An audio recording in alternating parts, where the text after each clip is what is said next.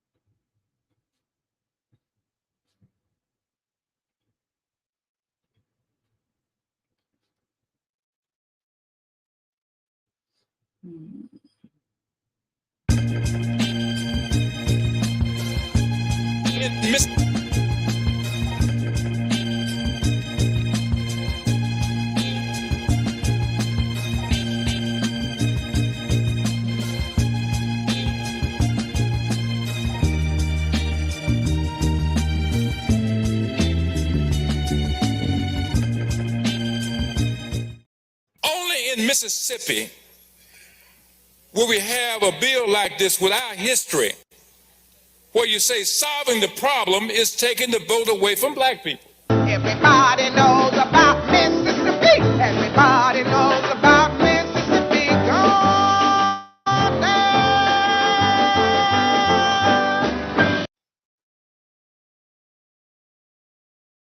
Everybody knows about Mississippi. Absolutely, absolutely, absolutely. Good morning and welcome to the National Newspaper Publishers Association's Let It Be Known. Yep, Mississippi is set to go for it with an openly racist court system. We're going to tell you about that this morning. And also, we're going to tell you about a January 6th board game. Yeah, I wrote about this for the Washington Informer. You got to check it out. This is how brazen these folks are.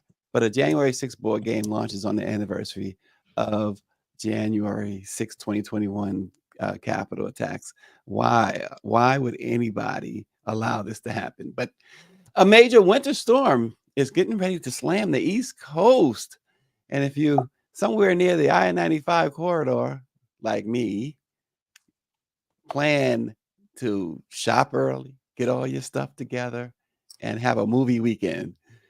We're going to talk about that this morning. Got a question. Does Donald Trump smell bad? Well, we're going to examine that this morning. You probably say, why? You'll see why. And a Burger King cook. How about some good news? A Burger King cook who had never missed a day in his almost 30 years working for the fast food chain until he was invited on the Today Show. We're going to share his amazing and inspiring story this morning in case you missed it. But a couple of housekeeping things first this morning. One, of course, is the Epstein list. So what we know so far, I mean, it was like everybody's the anticipation building, and then they're saying, well, more to come later. It's like the judge knows that people want to know. But the Epstein list so far, we know, it, of course, includes former President Bill Clinton, Donald, twice impeached, 4 times indicted Trump. Leo DiCaprio is on the list. Cameron Diaz is in the documents, I should say. Kate Blanchett, Prince Andrew, of course, Alan Dershowitz, of course. Michael Jackson, the king of pop, found himself in the documents that were released yesterday. David Copperfield, Bruce Willis. The thing with David Copperfield was interesting because he's mentioned prominently in the documents. And one of the things that he did was ask one of the victims if she knew whether other underage girls were being paid to find other underage girls. So more to come on the Epstein lists, I'm sure, in the days and weeks to come, but the names that are coming out. And now, mind you, because they're in the documents and you have to read the documents yourself, doesn't mean that they participated in pedophilia or even any type of uh, criminal act. Um, for instance, I'll say this about Michael Jackson. He's mentioned in the context of meeting at Epstein's home. Bill Clinton was mentioned in the context that one of the victims had said that Epstein told her that, you know, President Clinton likes young girls too. So doesn't necessarily mean that they committed any crime. Doesn't mean that President Clinton had relations with these young girls or not. We know that Clinton has a reputation that he's never tried to shed. So about women, but we don't know about children. But pedophile Allen was visited by a lot of folks, a lot of folks. And to say that they didn't know what was going on is just as disingenuous as ever, because even David Copperfield in the documents, he's asking questions. And Power 96 says, if anyone believes they are crime free, I am the Pope of New Orleans. You are the Pope of New Orleans. I mean, come on. Only the Pope of New Orleans makes everybody gumbo when they come and put on a HBCU sweatshirt hoodie on Fridays. Only the Pope of New Orleans. Also, now don't have much on this today. We wasn't really planning on doing anything about this today, but I have to mention, anybody seen Cat Williams' interview with Shannon Sharpe? Boy, oh boy, did he turn the industry on its head in those 35 plus minutes. And to the point where Cedric the Entertainer was pretty much invited him to a fight on Twitter. I mean, it was that serious. Steve Harvey, everybody, as they say, everybody caught strays. But he just went in on Ricky Smiley, Steve Harvey, Cedric the Entertainer. I mean, it was no holds barred. And the thing about Cat Williams is what he said too, like he's on tour, he says, with like 40 other comedians, and he said they're all better than him. They're all funnier than him.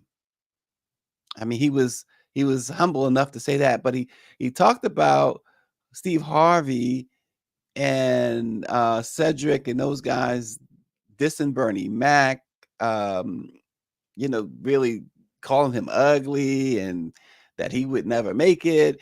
And they even asked Cat Williams to, when Bernie left the Kings of Comedy tour, which Cat Williams referred to as a Steve Harvey tour, and Harvey brought in all these other people because, in Cat Williams' words, Steve Harvey's just not funny.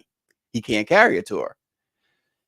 And they asked him to replace Bernie Mac, and he's like, no way. No way. I'm not going to be party to you doing this to Bernie Mac. And of course, we know Bernie Mac was the funniest of them all. And who he did give props to was people like Mark Curry. And of course, he called D.L. Hughley the absolute best. So it was a really interesting 35 minutes. I was reticent to sit down and watch this, and you heard all the buzz, only because I'm one who don't want to hear all the F words and all that other stuff. But to my surprise, there was almost none of that. He was just straightforward, just dropping some knowledge, I guess, some facts on Shannon. And Shannon, as an interviewer, I tell you what, in those 35 minutes, Shannon probably got in 3 questions because Cat just took over from the start. He even started it on Shannon Sharpe. Like, you had Ricky Smiley on the show, you had Seth on the show, and you didn't challenge them on anything. Journalists are supposed to, and that's the problem. Shannon Sharpe is a athlete who's playing a journalist on Club Shay Shay. And yeah, Power 96 says Cat wasn't playing the radio. That story about Ricky Smiley seems legit. Yeah. And the story centered around the Next Friday character of Money Mike. And he also said something that I thought was very interesting. They in the scene, he said that they wanted Money Mike's character to be sexually assaulted, and he was supposed to be, and they had written that in, and Kat said sexual assault is not funny, and to make it a legendary movie, this is how we should do it, and this is how we're gonna do it. And according to Cat Williams, the way it came out is the way he said it should come out. So it was very interesting, and he talked about all of them. He said Ricky Smiley is. He said he tries to be funny. He talked about Tyler Perry and all of them wearing dresses, which reminded me of earlier this week or late last week. I was watching an interview with Damon Wilson, who played Lamont on Sanford and Son. And he talked about just that in his day. He didn't go to those parties. He was not putting on a dress for anyone, et cetera, et cetera, et cetera. So I thought that was really interesting. But anyway, if you want to get some inside stuff on the world of comedy, perhaps that Cat Williams interviews is where you should go. Now to our lead story this morning. A federal judge decided on December 31st that Mississippi can move forward in creating a state-run court system of unelected judges and prosecutors to preside over part of the majority Black city of Jackson. However, the U.S. Fifth Circuit Court of Appeals temporarily blocked the court's decision until tomorrow. And then it's greenlit after that. And this is we talked about this last year. It's already funny to say last year because we're in 2024. But we talked about this last year, how this is really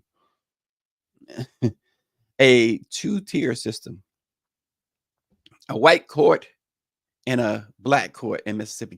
In 2024, you're going to have a court divided on race in a city that is over 80%, 85% Power 96 African American. And what they have done is totally usurp the power. We had the mayor Lumumba on last year to talk about this as well. They've usurped his power. They've usurped the power of the voters. Voters they're letting these Black folks, y'all have no say whatsoever. And the representative who wrote the law threw out that old, well, if you behave yourself, you don't have to worry about the courts. You know, yesterday we kind of went in with that whole situation at Harvard and what they did to that Black woman. And this is America, folks. This is America. Good morning, schoolmate. My old elementary schoolmate Maurice Drinks is watching this morning. My journalism mentor, the person I think I've learned so much from, is Gail Williams, and she's watching. She says, speaking of Sanford and Son, check out the recent obituary on LaWanda Page, An Interesting Life. Yeah, LaWanda Page played Esther, Aunt Esther, and she had an amazingly interesting life. Yeah, you should check out her career. I was watching what it was, Archie, which is the story of oh gosh, my wife and I was just watching it. See how I draw blanks, but very famous Hollywood actor, not Bogart, not Cary Grant. Cary Grant. What a story. When you dig into some of these folks' lives, but LaWanda Page, really, she was a lot more than Aunt Esther. Good morning, Mark Campbell. And Power 96 says Jackson is 87% Black. And Mike V says, I love how the same folks who think the Supreme Court ruling in Colorado was anti-democratic, but have zero to say about the anti-democratic moves against the city of Jackson, Mississippi. And that's the thing. Where is the outrage We talked again, we talked to the mayor last year. We talked to Benny Thompson, the great congressman out of Mississippi, and they said that locally there is outrage. This seems like an NAACP issue. This seems like an ACLU issue to me. Well, where's the outrage? So these courts, they're going to serve the Capitol Complex Improvement District in Jackson. The Mississippi legislature established this. They essentially hijacked it from Mayor Lumumba. And what it does is widen the Jackson police jurisdiction. It widens their power as well. It strips residents of their constitutional rights to vote and to elect judges and prosecutors, among other things. As we said, Mayor Chokwe Lumumba called the law the most oppressive legislation that we have seen in our city's history. And for Jackson, Mississippi, that is saying a whole lot. He goes on to say it strips, it's oppressive because it strips the rights of Blacks to vote, and it's oppressive because it puts a military force over people that have that has no accountability to them.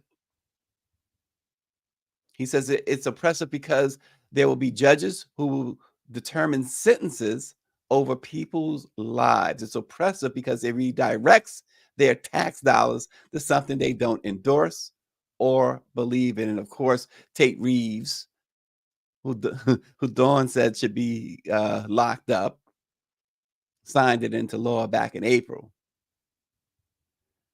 But again, where is the national outrage? Mike V, you're absolutely right. Where's the national outrage on this? And I just feel sorry for the citizens, the black citizens, not just of Jackson, but all of Mississippi, but particularly of Jackson. I emphasize all the time, we have two unbelievably fantastic newspapers down there, the Jackson Advocate and the Mississippi Link. And I know that they're covering this stuff. So get a chance, check out those two newspapers, the Jackson Advocate and the Mississippi Link. Both have great web presence. You can check out their newspapers on their coverage of this. So back in DC, so have we seen enough to convince us about that saying that Greer likes to use about even about homeless white folks, white privilege? Have we seen enough evidence? Because here's some more for you, which further highlights how white supremacy knows absolutely no boundaries. A new board game titled Storm the Capitol, True Anon Edition, is being released this week. And it coincides, of course, with the anniversary, the third anniversary of the deadly January 6th Capitol attack. Now, this game, they call it a limited edition game, is designed for up to 7 adult players, priced at $64.99. It's based on the events of course, January 6th. And here's what they say.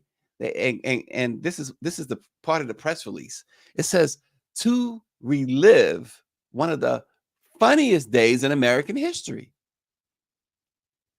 Full stop. One of the funniest days in America. 5 officers died as a result of that insurrection.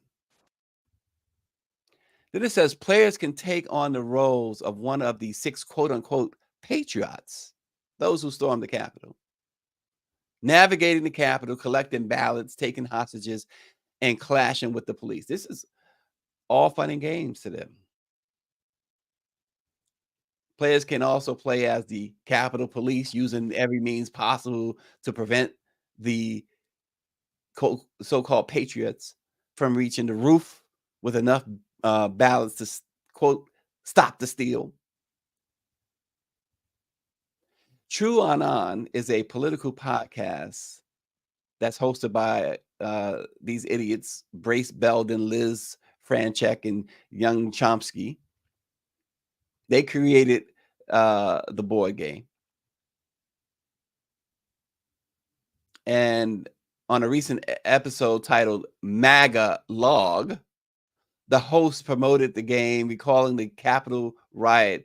One of the idiots called it, quote, the best day of watching things on TV, while the other idiot said called it a slice of life. Unreal. Gail says, why does this game not surprise me? The creator should be charged with something. And absolutely right. How do they even allow it to hit stores?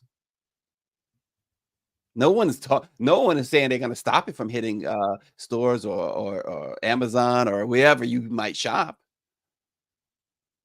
Power 96 Net says, now who are the real thugs? This led to the death. I mean, let's set aside the fact that they were committing sedition, treason, whatever. But it led to the death of 5 officers. And this is the thing that sends a message of confusion from the conservatives who, oh, we're for law and order. There was nothing law and order about this. We're for the police. Wait, 5 officers, 5 lost their lives as a result of this. And absolutely, it's been said, Austin has said it on this show. Barrington has said it on this show. Others have said it on this show.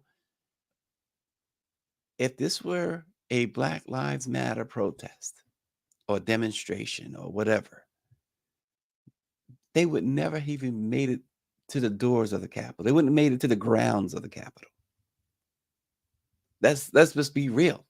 But this is what when you listen to Ice Cube and when you listen to Sexy Red and when you listen to Ben Carson and when you listen to Uncle Clarence Thomas, this is where this is where you got to turn the noise off and understand what's in store. What's in store if the power of the presidency changes hands in November.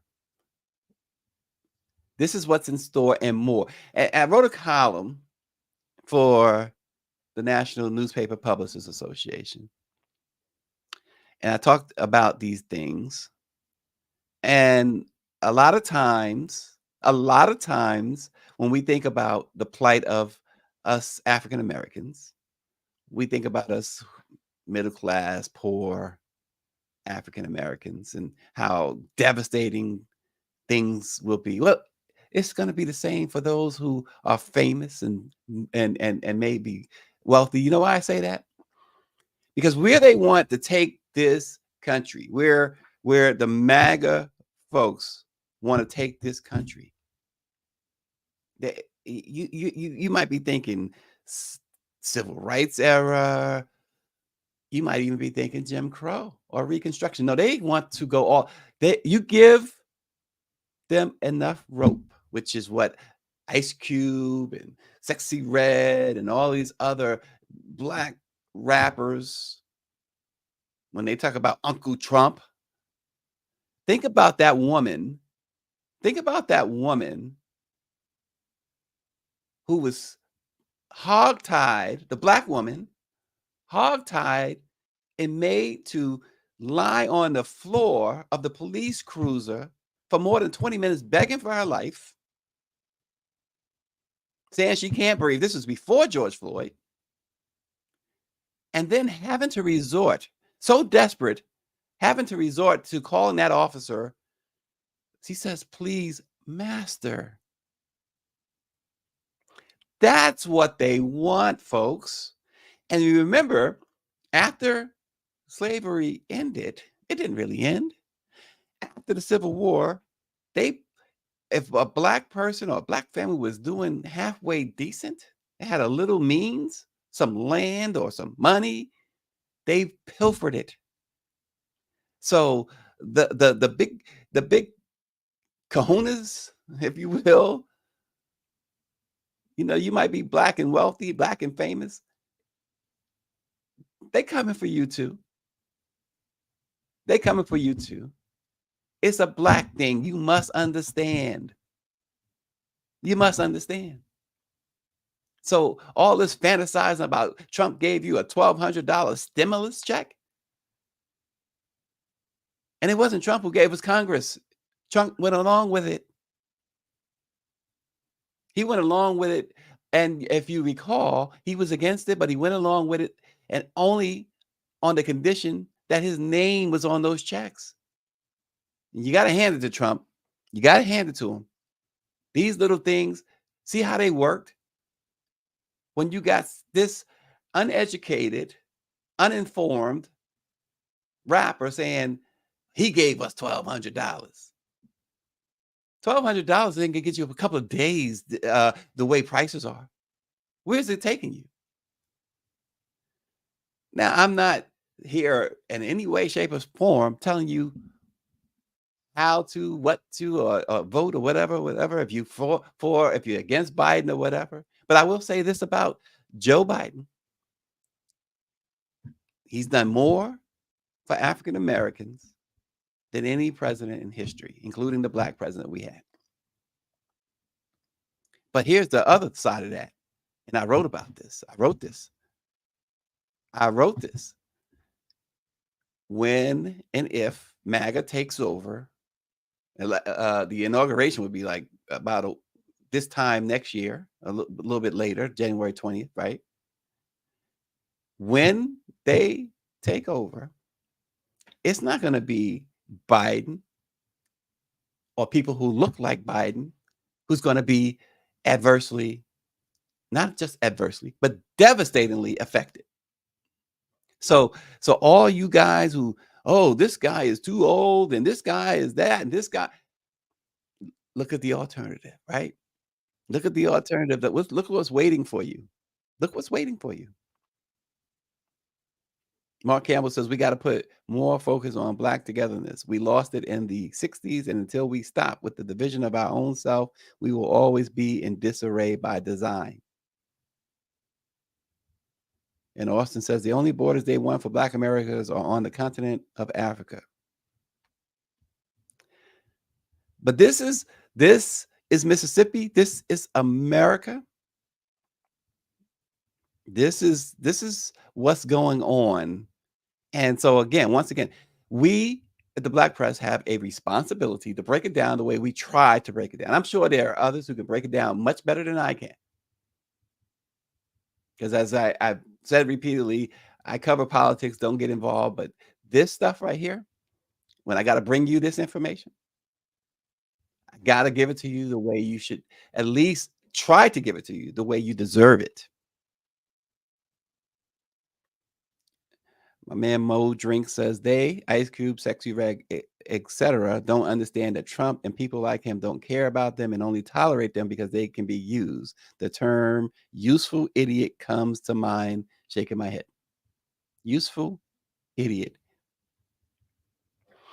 They even like this individual who, former Trump spokesperson, they went after her. She gave an interview with the person at Fox that they don't like, and the wording was so interesting because it said you go against MAGA and the whole MAGA nation is coming for you. And you think about that. And Trump endorsed that statement. This is our politics today. This is America. Yeah. Be informed. That's the Washington Informant slogan. Be informed. And the only way to really be informed is the Black Press. because the powers that be at CNN and the Washington Post and New York Times and ABC, NBC, et cetera, they're only going to let you go but so far. Why do you think Roland Martin is doing Roland Martin Unfiltered and has his own Black Star Network? Because he was speaking truth to power on those networks, and they couldn't handle it. And so what did he do? He went out and got his own and did his own and is doing his own. And he's not the only one. You got others who got kicked out because they were speaking truth to power.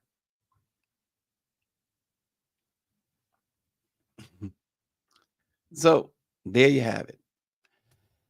All right. So a little bit of, I guess, levity, brevity, humor, however you want to say it.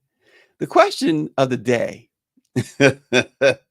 does Donald Trump carry a foul odor? So we're going to show you first. Let me say this before we show you a couple of clips on you'll get a better idea from the clips. But let me say this, because just the other day, former GOP lawmaker Adam Kinzinger talked about Trump's alleged bad odor, claiming that Trump reeks of a combination of several unsavory scents, including, and these are quotes from Adam Kinzinger. He says he reeks of unsavory scents, including armpits, ketchup, and a butt.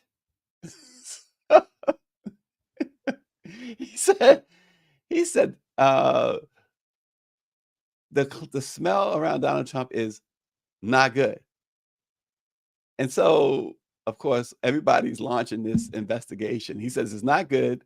The best way to describe it, he said, take armpits, ketchup, and a butt and some makeup and put that all in a blender and bottle that as a cologne.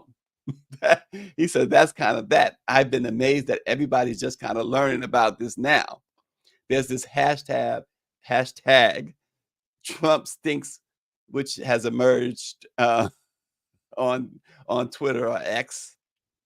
One account wrote that Trump faces new RICO charges, a reference to the 13 charges, of course, against that Fonnie Willis launched against him. Another tweet showed a picture of Trump sitting in a car during an episode of the TV show Seinfeld. I remember that classic episode in which the characters Jerry and Elaine complained of the smell in the vehicle. Let's take a look at these clips.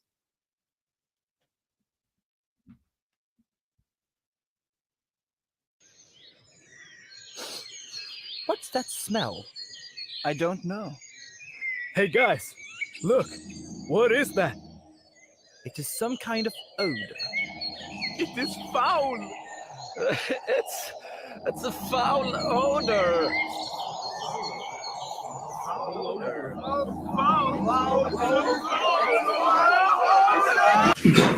So today we're here in a bipartisan fashion to show leadership. I think we need to get a good sniff at this guy. And I think we should publicize the fact that people claim that he stinks. He smells bad. He's smelly. And I bet you there's some truth to it. And like any good detective, we got to find the origin of this bad smell. It depends, as we like to say. That was So, hey, it's not us saying it. That's not, Joni King says he wears a diaper and doesn't change regularly.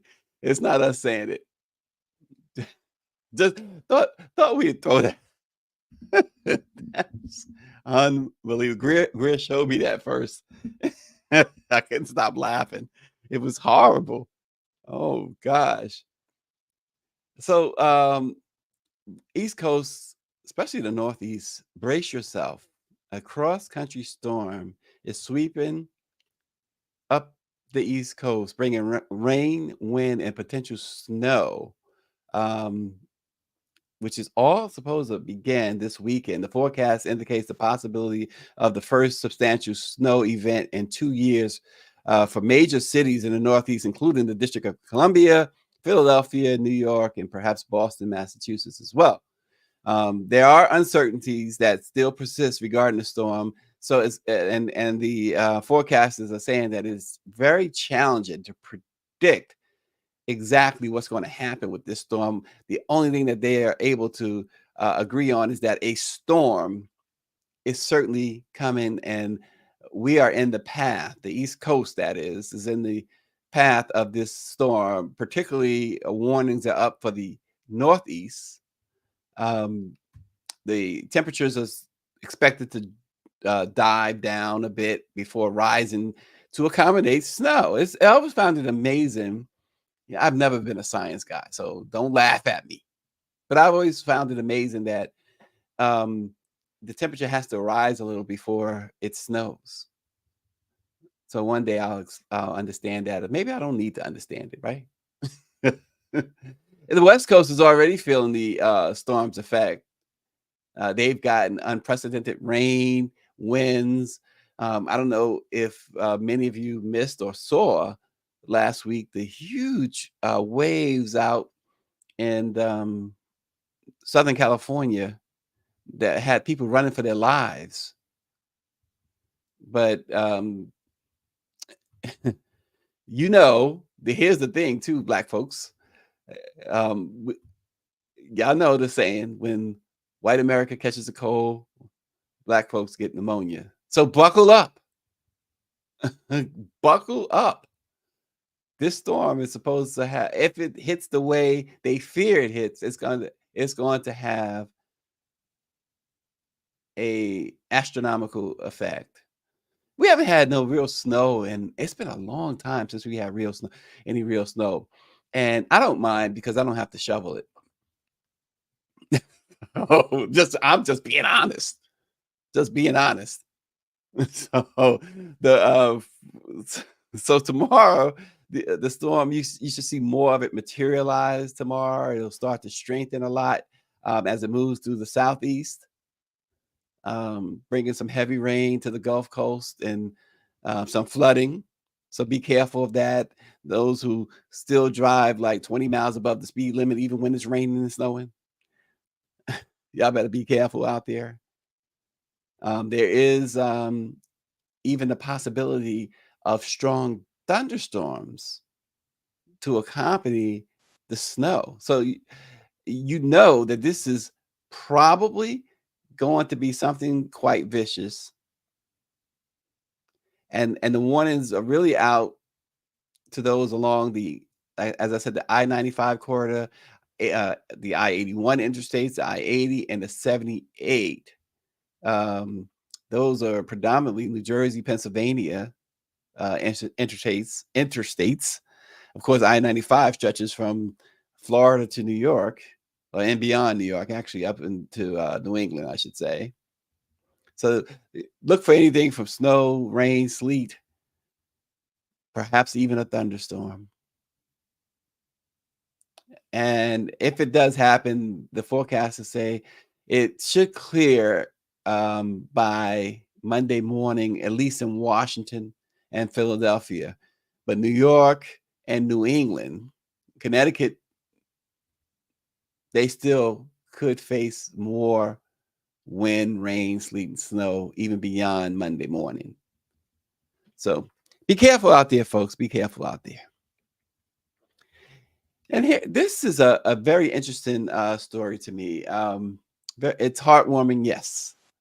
But there's something about this story too that really, I think everybody will catch what's a bit infuriating about the story. After decades of perfect attendance at work, this Burger King employee, who previously went viral for his dedication to the job, and his family purchased his first home with the help of supporters' donations. Kevin Ford, he first captivated folks on social media in 2022 when he posted a TikTok video showcasing the gifts that Burger King gave him in honor of his 27 years of hard work. Now, mind you, not one day in 27, he's a cook at Burger King. Not one day did he miss of work. Not one day in 27 years. And so Burger King, as a reward for his loyal service, 27 years without missing a day, rain, sleet, snow, earthquakes, he's out west. He went to work. This is what they gave him: a backpack with a movie ticket, a Starbucks cup, and a bag of Reese's Pieces, and 2 packs of Lifesavers, 2 pens, a lanyard, and 2 keychains. As if he was some 3rd grader. And even despite that, he was still humble and grateful in the video for the little gift that Burger King acknowledged. And this is how you acknowledge 27 years. This is why I tell you, stop going to fast foods. Another reason to stop going to fast foods. This is why when you go to these type of fast food joints, those employees, when you ask them for a burger and fries, and they give you a chicken sandwich and nuggets, they mess up the order all the time because they don't care. Because their employer doesn't care. So instead of getting mad at the server, be mad at the employer. So this guy worked during COVID. Yes, he didn't miss a day during COVID. So his daughter, here's the great part of this story, launched a GoFundMe campaign for those who wanted to support her father. He originally began working his job as a single father. He gained custody of his daughter and her, both his daughters, her older sister, the daughter that started to GoFundMe. He gained custody of him 27 years ago when he started at Burger King. Then she says, as our family grew, he remarried and he continued to work at Burger King, not even taking a day off for his honeymoon. Now, I have a problem with that. Got to take a day off for the honeymoon. But he wound up having a total of 4 daughters. And he said that the Burger King job got them through high school and college with full healthcare coverage. And so they created this GoFundMe with the hopes of raising a little bit of money. They raised over $440,000. And now he's bought a home in Nevada.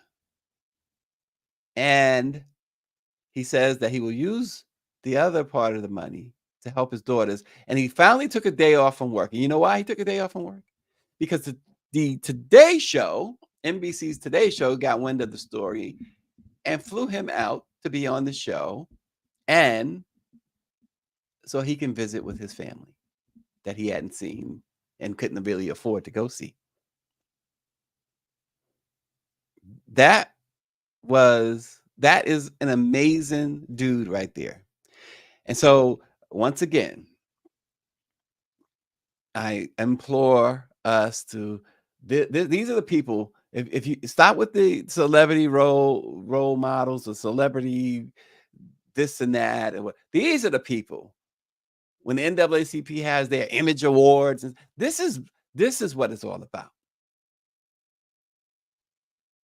I don't need to see, Taraji and Denzel and all of them, with their $2,000-$3,000 outfits on and whatever. I'm not hating on them. I'm just saying I'd rather see this guy.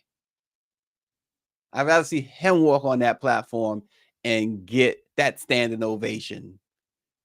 They're working every day and they get paid well. I know what Taraji said.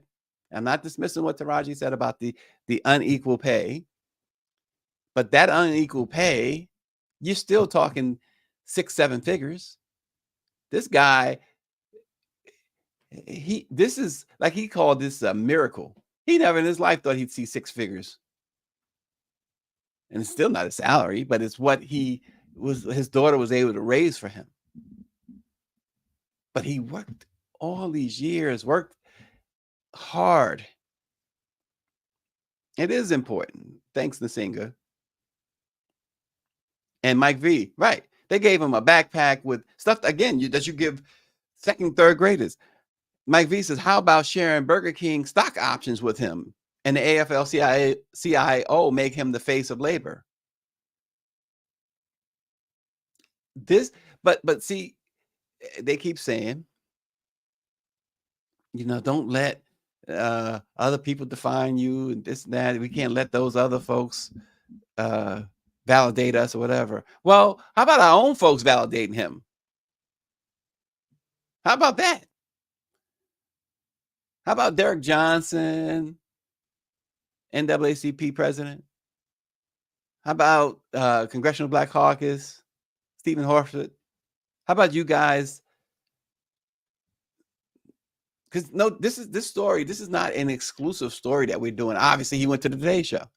This story is well known now. They know about it. But let a celebrity go and donate to some charity, and they want to give them an award for it. This is why, I mean, I've earned a lot of awards throughout my career. Got a bunch. We have 2 casings in there and got awards everywhere, right? Journalism awards.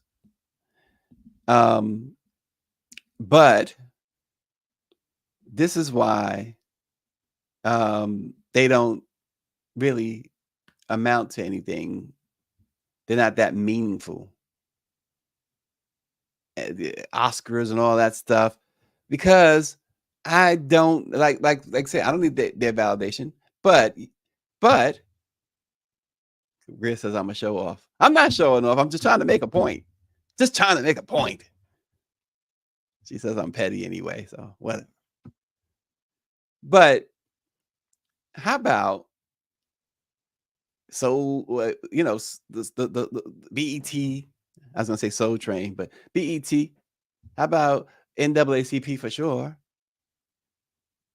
He should be, as somebody pointed out, the face of the labor.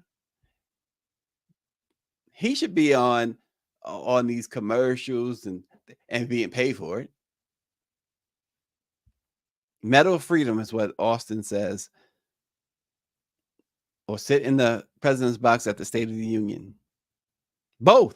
How about both? But once again, more so than that, and I mean, yes, certainly a worthy candidate for all of that. But again, black folks, NAACP awards, Byron Allen Griot awards. Right. How about paying his mortgage? And the singer, right, he should definitely be featured in a Burger King commercial and pay for it. And Burger King should. So he bought that house, pay his mortgage. And if he used a part of that money just to pay for the house totally in cash, good for him. But reimburse him for it. Show him that you truly appreciate those 20. The house, by the way, cost $111,000. So do you think those 27 years of loyal service, never missing a day, not even for his honeymoon, not even for during COVID, every day cooking in your kitchen? You don't think that is Burger King? Okay, so here's my thing. I'm not going to spend any money at any Burger King until I find out that they have done something more for this man. How about that? I'm taking a stand right now. Right now.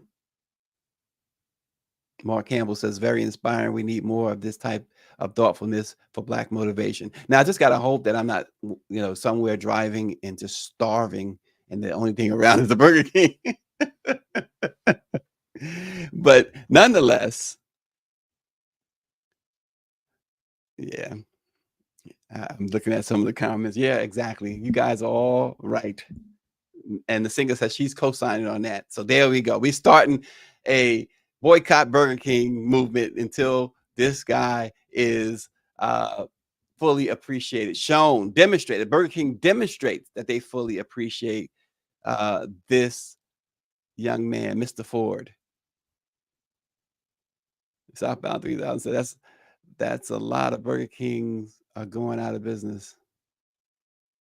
Well, hey, if you're gonna treat this guy like this, somebody else will pick him up.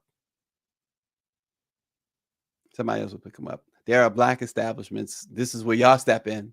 He can cook for y'all, can he? If he wants to continue to cook. But nonetheless, very heartwarming story. Very, very, very heartwarming story. You love to see it.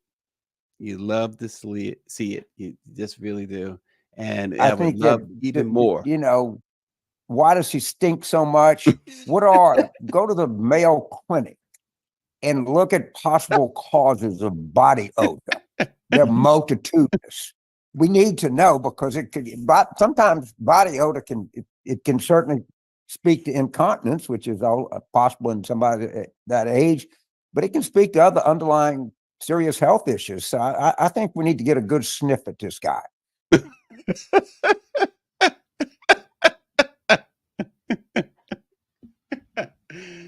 Woo! He doesn't bathe, is what Austin is. Look, I've had enough of this. I appreciate you guys so much. Thank you so much for taking the time out every morning to join the Black Presses Let It Be Known. We'll see you again tomorrow morning. Thanks for watching.